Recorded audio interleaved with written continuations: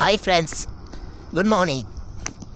இப்போ பார்த்தீங்கன்னா நம்ம காலையில் டைம் 4:30 ஆகுது. வாக்கிங் போயிட்டே இருக்கேன். Walking means speed walking. ஆக்சுவலாக பார்த்தீங்கன்னா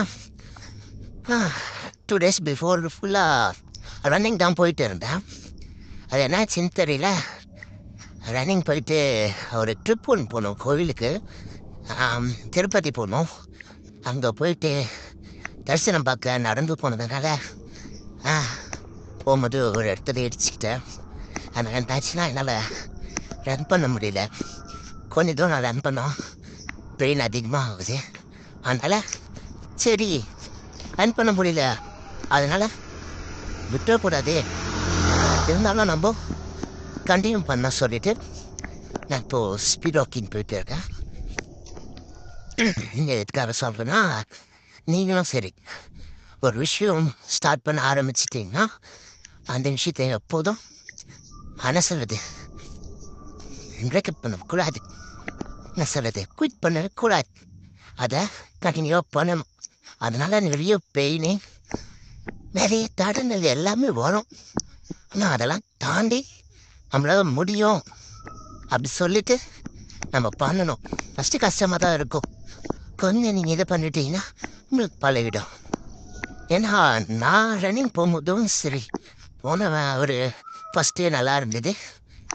குயிக்காகவும் டைம் வச்சு போயிட்டு வந்துட்டேன். நெக்ஸ்ட் போகும்போது பார்த்தீங்கன்னா அந்த ஸ்பீடுக்கு போக முடியல. ஃபஸ்ட் டைம்ன்றதுனால நமக்கு தெரியல ஓடிட்டோம். செகண்ட் டைம் வந்து அந்த டைம் போக முடியல. கரெக்டாக நான் ஒரு 2.5-3 கிலோமீட்டர் வாக் பண்ணுவேன், நான் ரன் பண்ணுவேன். அப்போ பார்த்தீங்கன்னா ஒரு 18 பிலோ 17 மினிட்ஸில் முடிச்சிடுவேன் அப் அண்ட் டவுனு ரன்னிங்கு. ஆனால் அதுக்கப்புறமேட்டு ஓட முடியல. இப்போது வந்து ஸ்பீடு வாக்கிங் வந்து பார்த்திங்கன்னா அது 18 மினிட்ஸ் ஆகுது. இது ஒரு 27 or 30 மினிட்ஸ் ஆகுது. கரெக்டாக 1/2 hour ஆகுதுன்னு நினைக்கிறேன். ஆனால் என்ன சொல்கிறது, கண்டினியூவாக நான் பண்ணிகிட்டே இருப்பேன்.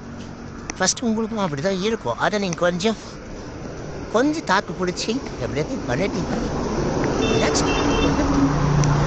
அந்த இது தெரியாது, கஷ்டம் பண்ணிடலாம். எதுவுமே கஷ்டப்பட்டால் தான் வந்து அதோடைய எஃபெக்ட் அண்ட் பலன் கிடைக்கும்னு சொல்லுவாங்க. அதை வந்து மைண்டில் எப்பவுமே வச்சு ஐயன்னு ஓடிட்டோம், கால் பெயினாக இருக்குது, சரி ஒரு 1 வீக் ரெஸ்ட் எடுத்துகிட்டு போவோம், அப்படி மட்டும் எப்பவுமே குயிட் பண்ணக்கூடாது. இது என்ன ஒரு பெரியதுவா இது அப்படின்ட்டு நம்ம பண்ணணும். ஆக்சுவலாக நான் என்ன சொல்லிட்டு இருந்தேன்னா, நான் ரன்னிங் ஆரம்பித்து ஒரு 2-3 டேஸில் எனக்கு பிளட் வந்து பிளாக் ஆகிடுச்சு. ஐ மீன் என்ன சொல்கிறது, கால் அந்த கட்டை வரல பிளட்டு பிளாக் ஆகி அப்படி ஃபுல்லாக பிளாக் ஆகிடுச்சு. ரைட் ஹேண்ட் சைடில் அந்த மாதிரி ஆகிடுச்சு, லெஃப்ட் ஹேண்ட் சைடில் வீங்கி போயிடுச்சு. பெயினே தாழ முடியல. சரி பெயினாக இருக்கே வேணாம் அப்படின்னு மைண்டு சொல்லும். ஆனால் இதனால் ஒரு பெயினா என்ன சொல்லு, நம்ம உடம்பு நம்ம தான் இது பண்ணோம், இல்லைன்னா வந்து இதாக இருக்கும். இவ்வளோ இது பண்ணியே நம்ம நார்மலாக தான் இருக்கோம்.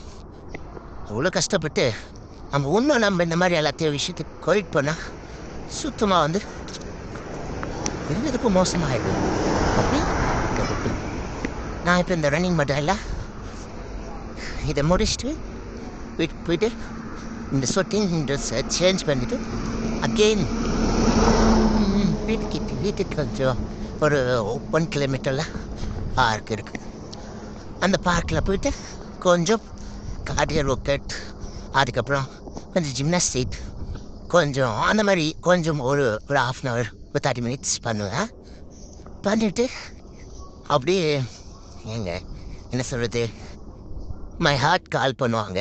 அவங்க டியூட்டி கிளம்புற டைம் ஆகிடும்.